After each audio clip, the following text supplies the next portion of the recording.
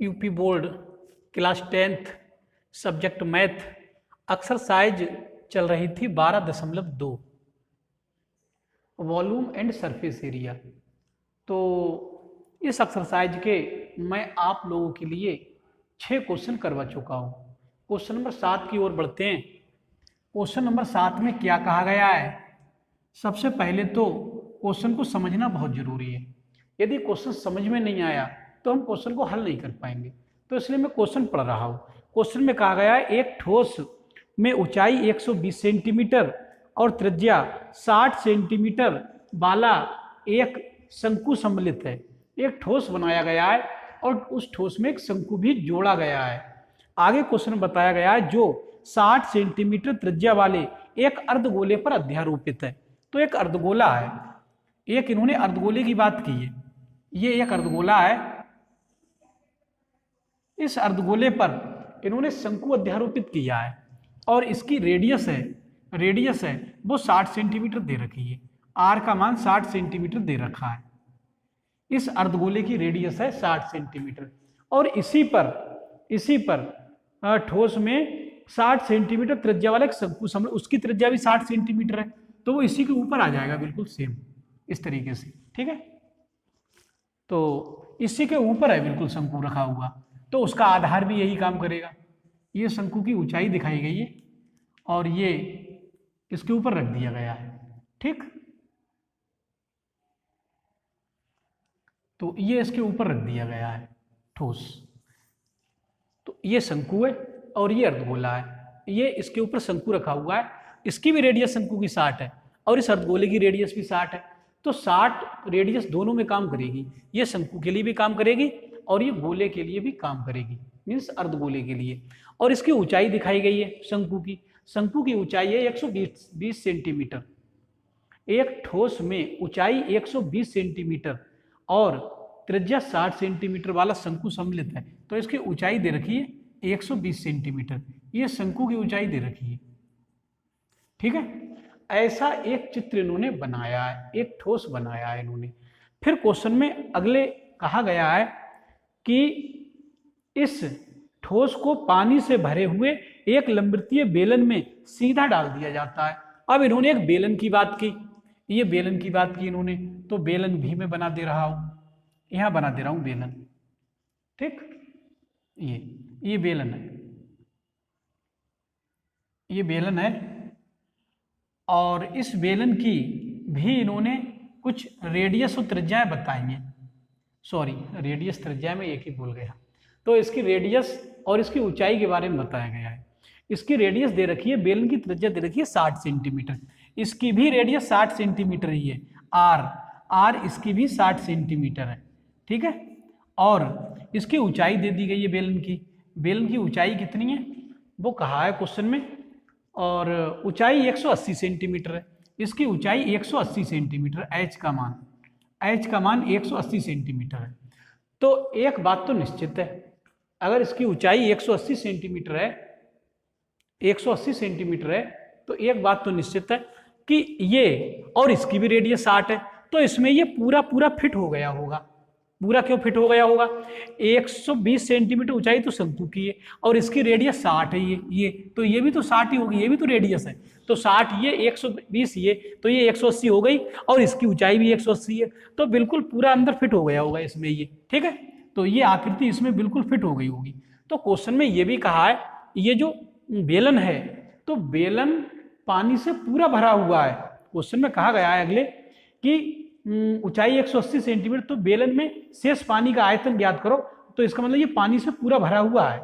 ठीक, ये बेलन पानी से पूरा भरा हुआ है। तो जब बेलन पानी से पूरा भरा हुआ है और ये जो है ठोस जब इसमें डाल दिया जाएगा तो इसमें से पानी बाहर आ जाएगा निकल के।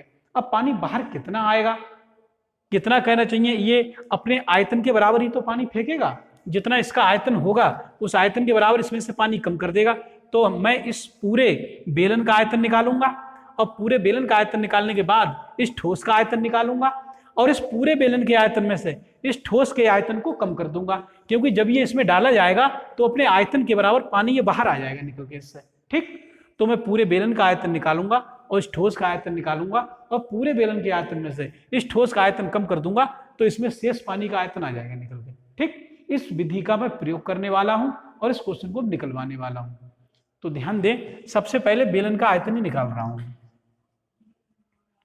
बेलन का आयतन, ये पूरा ही पानी से भरा हुआ है, ये इसमें पानी भी दिखा दे रहा हूं मैं, ये पूरा पानी से भरा हुआ है ये बेलन जिसमें ये ठोस डाला जा रहा है, तो ये पूरा पानी से भरा हुआ है। ठीक, तो मैं इस बेलन में पानी का आयतन निकाल रहा हूं, मैं इस बेलन का आयतन निकाल रहा हूं। बेलन का आयतन, तो बेलन का आयतन का सूत्र होता है पाई आर स्क्वायर एच। तो पाई का मान तो 22/7 लगा दे रहे हैं और आर रेडियस इसकी 60 है तो 60 का स्क्वायर और ऊंचाई इस बेलन की 180 है। ठीक है, तो कैलकुलेशन इसमें अच्छी खासी हो जाएगी, इसे ध्यान रखना। 22/7 6 छंग 3600 तो यही हो गए, 60 ही मल्टीप्लाई होगी और 180 की और होगी तो ये मल्टीप्लाई हो जाएगी 22/7 और इंटू ये आपके 36 की 18 की गुणा करा दे रहा हूँ तो 18 छक्की 108 और हासिल के 10 लगेंगे, 18 3 54, 54 और 10 64 हो जाएंगे। ठीक, तो 18 की 36 की मल्टीप्लाई हो गई है और 2 जीरो ये 1 ये तो 3 जीरो लगेंगे। फिर इतने घन सेंटीमीटर जो आयतन होगा वो इस बेलन का होगा, क्योंकि ये बेलन का आयतन निकला है, मीन्स इसमें बेलन के अंदर इतने घन सेंटीमीटर पानी है भरा हुआ। ठीक, अब मैं ठोस का आयतन निकाल रहा हूं इसका, तो ध्यान दें ठोस के आयतन के लिए, ठोस का आयतन, तो ठोस का आयतन दो चीजों पे डिपेंड कर रहा है। काय पे, एक तो अर्धगोले पे और एक शंकु का आयतन। तो मैं अर्धगोले का आयतन निकालूंगा। ठोस का आयतन दो चीजों पे डिपेंड करेगा, एक तो अर्धगोले का आयतन, यह लिखे दे रहा हूं अर्धगोले का V फॉर वॉल्यूम, प्लस एक शंकु का V, एक शंकु का वॉल्यूम, शंकु का आयतन। तो अर्धगोले के लिए फार्मूला होता है आयतन का, आप लोग जानते हो, 2/3 पाई आर की घात 3 ये होता है, प्लस शंकु के लिए होता है 1/3 पाई आर स्क्वायर एच। आर दोनों में एक जैसी काम कर रही, दोनों में क्या, तीनों में, क्योंकि इसकी भी आर 60 है, इसकी भी आर 60 है, इसकी भी आर 60 है, तो ये सब 60 ही है यार। तो मैं आर से ही लिख दे रहा हूँ सभी को, यहाँ से पाई और बटे 3 आर स्क्वायर दोनों से कॉमन है, तो इसमें से पाई बटे 3 आर स्क्वायर कॉमन, तो 2r रह गए इसमें, 2 और आर घात 3 थी, 2 बाहर आ गई, एक आर बचा और 2 बचे, प्लस 1/3 ये भी बाहर आ गए और पाई भी बाहर आ गया, आर स्क्वायर भी बाहर आ गया, तो इसमें केवल h बचा। अब इसी में वैल्यू लिखे दे रहा हूँ, पाई का मान तो 22/7 लिखे दे रहा हूँ और ये 3 ये हैं आपके, और आर स्क्वायर, आर 60 है तो ये 60 का स्क्वायर इसमें भी लिखा जाएगा, और 2 इंटू आर, आर के स्थान पर 60 है, प्लस h, h इस शंकु की बात हो रही, तो शंकु की ऊंचाई 120 है, 120। तो ये मैं थोड़ा कैलकुलेशन कर दे रहा हूँ इसकी, 6 छंग 3600 तो यही हो जाएंगे, बटे 3 ये रह गए हैं अभी, ये वाले, ये 3 7 के साथ में ये, और ये हो जाएंगे जुड़ के 120, 120 ये हो जाएंगे, 60 दूनी 120, 120 ये हो जाएंगे, तो जुड़ के 140 हो जाएंगे। तो इन्हें मैं 140 ही लिखे दे रहा, सॉरी 140 नहीं 240, 120 ये 120 ये, तो ये 240 हो जाएंगे जुड़ के। ठीक है, तो 3 से काट दे रहा हूँ, 3 8 24 और 1 0। ठीक, तो ये इसका हल आ जाएगा निकल के। ध्यान दे थोड़ा, 22/7 तो ऐसे ही रखेंगे, ये 22/7। ठीक है, इसे थोड़ा ऊपर लिख दे रहा हूँ कहीं, ध्यान दो, यहाँ लिखे दे रहा हूँ। ये कैलकुलेशन ही थोड़ी इसमें है और बाकी तो कुछ नहीं है, तो ये 22/7 तो ऐसे लिखे दे रहा हूँ इसके में, और यहाँ से आपके इसकी मल्टीप्लाई हो जाएगी, 8 छंग 48 के 8 हासिल 4 और 8 3 24, 24 और 4 28, 24 और 4 28, तो ये 36 8 288 हो गए, और 8 3 24 और 4 28। ठीक है, 2 जीरो ये 1 ये, 3 जीरो लगेंगे इसके लिए, 3 जीरो। तो इतने घन सेंटीमीटर आयतन इस ठोस का आया है निकल के, इस ठोस का भी आयतन आ गया निकल के और इस बेलन का भी आयतन आ गया निकल के। तो इन पे थोड़ा ध्यान रखना, ये ठोस का आयतन है और ये बेलन का आयतन है, ये बेलन का आयतन है। ठीक, हाँ ये बेलन का आयतन है यहाँ से, ये बेलन का आयतन आया है निकल के। ठीक, तो बाकी तो मैं सब मिटा रहा हूँ। अब मुझे जब ये ठोस इसमें डाला जाएगा तो अपने आयतन के बराबर पानी बाहर आ जाएगा निकल के, तो मैं इस पूरे आयतन में से, पूरे बेलन के आयतन में से इस ठोस का आयतन घटा दूंगा, तो इसमें शेष पानी का आयतन आ जाएगा निकल के। ठीक, तो यही काम करने वाला हूं अब मैं। तो बेलन में शेष पानी का आयतन निकाल रहा हूं, बेलन में शेष पानी का आयतन। तो कितना होगा, बेलन में शेष पानी का आयतन, यहां लिखे दे रहा हूं, बेलन में शेष पानी का आयतन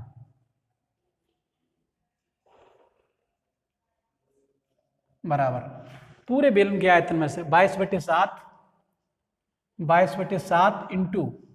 इंटू 648 और 3 जीरो इसके अगले, इसमें से माइनस कर दे रहा हूं मैं, माइनस के ये वाले 22/7 और इंटू 288 और इसके अगले 3 जीरो इसके अगले।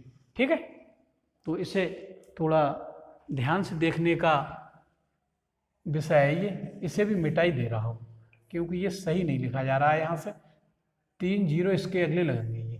ठीक, तो मैंने इसके आयतन में से इसका आयतन कम कर दिया, उसका ठोस का आयतन। ठीक, तो इसका हल कितना आएगा, 22/7 तो दोनों में, इसमें भी है इसमें भी है, ये मैं कॉमन ले रहा हूँ, 22/7 ले रहा हूँ कॉमन, तो यहाँ से यही बचेंगे आपके 648 और के अगले 3 जीरो माइनस यहाँ बचेंगे 288 और इसके आगे भी 3 जीरो, ये बचेगा मैटर केवल। तो यहाँ से 22/7 इंटू इसमें से घटा दिया तो 3 जीरो है, ये तो कॉमन ही रहेंगे, ये तो आना ही आना है, बस 8 में से 8 निकल जाएंगे ये, तो यहाँ जीरो बचेगा, ये 3 जीरो दोनों में है तो ये ऐसी लिख दिए मैंने। अब घटा रहा हूँ, 8 में से 8 घट जाएंगे तो जीरो, और इधर हो जाएंगे 14 में से 8 घट जाएंगे तो 6 रह जाएंगे यहाँ, और यहाँ से आपके 5 में से 2 घट जाएंगे तो 3 रह जाएंगे। ठीक है, अब इसकी मल्टीप्लाई होनी है अभी 22 की, तो मैं 22 की और 36 की मल्टीप्लाई इधर कर ले रहा हूँ, 36 की और 22 की मल्टीप्लाई। देखो ध्यान दें, 2 छंग 12 और 2 3 6 और 1 7, 72 और 72 और आएंगे ये आपकी, तो 2 7 और 2 9 और ये 7 आएंगे, तो इनकी मल्टीप्लाई दोनों की होगी, 36 की 22 की मल्टीप्लाई होगी तो आएगी 792, और इनकी मल्टीप्लाई होगी 4 जीरो अगले लगेंगे इनके, ये वाले 4 जीरो अगले आए, इनकी मल्टीप्लाई होगी बटे 7 से भी भाग होगा इसमें। ठीक है, 7 से भाग होगा, तो भागफल कितना आएगा इसके लिए भी बता रहा हूँ। तो ये जो शेष पानी का आयतन आएगा निकल के, ये भाग कर दे रहा हूँ इससे, ये आ जाएगा आपका 7 एकम 7, भाग कर दे रहा हूँ 7 एकम 7 और फिर 7 एकम 7 बचे 2, 7 3 21। ठीक, तो एक बार फिर देखो 7 एकम 7 और यहाँ से 7 एकम 7 बचे 2, 22 हो जाएंगे, 7 3 21, अब एक बचेगा, फिर 7 एकम 7, 7 में फिर 3 बचेंगे, यहाँ से 3 30 हो जाएंगे, 7 चौक 7 एकम 7, 7 चौक 28, 7 चौक 28 बचेंगे, यहाँ से 2 और 2 बचेंगे यहाँ से, तो 7 एकम 7 दूनी 14, 7 3 21 तो ज़्यादा हो जाएंगे, तो कितने बचेंगे यहाँ से, भाग करने में भी तो दिक्कत हो रही है, ध्यान दे जरा फिर से। अरे सॉरी, मैंने वो भी मिटा दिया भाग करने वाला। तो इसमें से कितने बचे थे वो, अभी एक बार लिख दे रहा हूँ मैं, ये घटाए थे जब, वो भी तो ध्यान नहीं रहा कितना था, एक बार फिर घटा दे रहे हैं। 22/7 तो बाहर थे, कैलकुलेशन थोड़ी इसमें ज़्यादा है, तो 22/7 तो कॉमन ले लिए थे ना, तो इसमें से वो घटाए थे, ये 3 जीरो तो बचे ही थे, ये वाले 3 जीरो इसमें से घटाए थे, यहाँ से घटा था 8 में से 8 घटा था तो 0, और यहाँ से आपके 14 में से 8 घटे थे तो 6, और यहाँ 5 में से 2 घटे थे 3। ठीक है, तो ये मिला था, तो मैं ये दोबारा लिख दिया है मैंने, ध्यान रखो। तो यहाँ से इसकी मल्टीप्लाई होती, 4 जीरो तो ये ऐसे ही थे, ये वाले 4 जीरो, और ये 36 दूनी 72 और 72 आए थे, अभी लिखे, ये लिखे 792, 792, और इसमें भाग हुआ था 7 से, ठीक है। तो 7 से इसमें भाग कर दे रहा हूँ, देखो ध्यान दें, तो भाग सवाल के ही कर दे रहा हूँ, जैसे हम लोग छोटे लेवल पर भाग करते हैं ना, तो यहाँ से करके दिखा दे रहा हूँ, 792, और यहाँ से 4 जीरो इसके अगले, तो यहाँ से 7 एकम 7 ये मिलेगा, और 9 बचेगा, तो फिर से 7 एकम 7 ही मिलेगा ना, और ये आपका बचेगा 2, ठीक, ये मिलेगा ना। अब तो मैं इसे मिटाई दे रहा हूँ, क्योंकि अब तो भाग ही रह गया है करने के लिए, इसे तो मिटाई दे रहा हूँ, ठीक। तो इसे भाग को कंप्लीट होते ही हमारा आंसर आएगा निकल के, है ना। तो यहाँ से ध्यान दें, 2 बचे हैं ये, और यहाँ से ये तो 2 रह गए अभी, तो 2 ये लिख लेंगे, 7 तिया 21, तो यहाँ से आपके 1 और बचेगा। अब यहाँ से 0 लिखा जाएगा, 7 एकम 7 बचे 3, ठीक है, 1 जीरो आया है, ये 1 जीरो आया, अब ये वाला 0 आ रहा है, ठीक है, ये वाला 0 आ रहा है, तो 7 चौक 28, फिर से 2 रह जाएंगे यहाँ। अब हम तीसरा वाला 0 उतार सकते हैं, 7 दूनी 14, तो यहाँ से कितने बचेंगे, 6 बचेंगे, 6, ठीक है। ये वाला 0 ये आ गया है, ये वाला 0 ये आ गया, 0 का ध्यान रखना है। यहाँ से 6 बचे ना, तो 1 जीरो और रह गया है, ये 0 और रह गया है, ये भी यहाँ पर लिखे दे रहा हूँ, यहाँ से 6 बचेंगे, यहाँ लिखे दे रहा हूँ ऊपर, ठीक है। तो 7 अट्ठे 56, 7 अट्ठे 56, तो 4 बचेंगे। अब हम दशमलव लगा सकते हैं यहाँ, और 0 यहाँ भेज सकते हैं, 7 पंजे 35, करीब इतना आएगा लगभग, घन सेंटीमीटर में आएगा ये शेष पानी आया है निकल के, मैंने पूरे आयतन में से इसका आयतन कम कर दिया है, तो ये शेष पानी का आयतन आया है निकल के, कितना आया है, एक बार लिख दूं मैं, 113 और 14 और 28 और 0.5 घन सेंटीमीटर, ये घन सेंटीमीटर में आया है, ठीक है। अब इसको घन सेंटीमीटर को हम घन मीटर में भी बदल सकते हैं, तो मैं घन मीटर में बदल रहा हूँ इसे, घन सेंटीमीटर को, आंसर शायद घन मीटर में ही दिया हुआ होगा।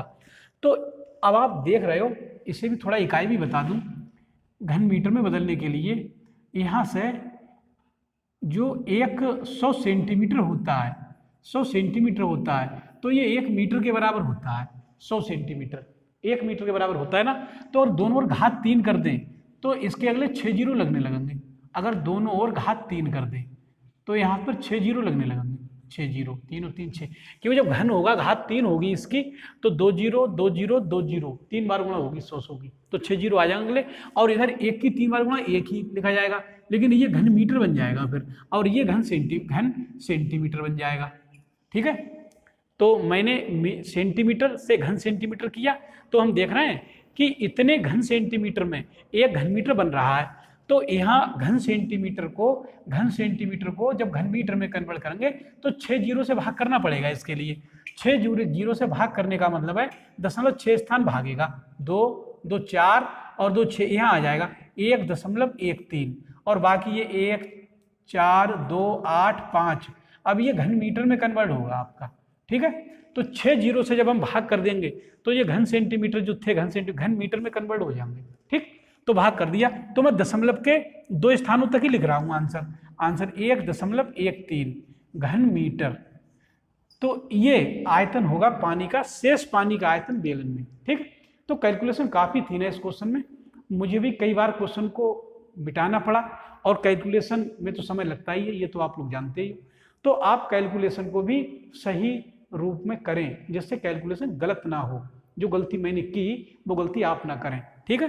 तो इतने घन मीटर आयतन रह जाएगा पानी का इसमें, अगर इसे एक बार डाल दिया जाए तो पानी जो बाहर निकल जाएगा वो तो निकल गया अपने इसके आयतन के बराबर, जो इसमें बचेगा वो इतना बचेगा, ठीक। तो ये क्वेश्चन कंप्लीट होगा। तो मैं समझता हूँ कि ये क्वेश्चन आपको समझ में आ जाना चाहिए, तो इस वीडियो में इतना ही। वीडियो को लाइक कर दें, चैनल को सब्सक्राइब कर लें और इस क्वेश्चन को लिख लें कापी पर। एक तरफ से कैलकुलेशन जहां जहां हुई थी, अब तो यहाँ काफ़ी कैलकुलेशन, कहीं जोड़ हुआ है, कहीं भाग हुआ है, लेकिन आप लोग क्वेश्चन को स्टेप बाय स्टेप लिख लें कापी में। ठीक, तो मैं समझता हूँ इसमें कोई परेशानी नहीं होगी। इस वीडियो में इतना ही। वीडियो को लाइक करें, चैनल को सब्सक्राइब कर लें और मेरे द्वारा पढ़ाई जाने वाली इस वीडियो को यार दोस्तों में भी शेयर कर दें, जिससे गरीब और कमजोर वर्ग के छात्र भी इस निःशुल्क, सस्ती और मुफ्त शिक्षा से लाभान्वित हों और भविष्य में एक अच्छे छात्र के रूप में जाने जा सके। इस वीडियो में इतना ही। धन्यवाद।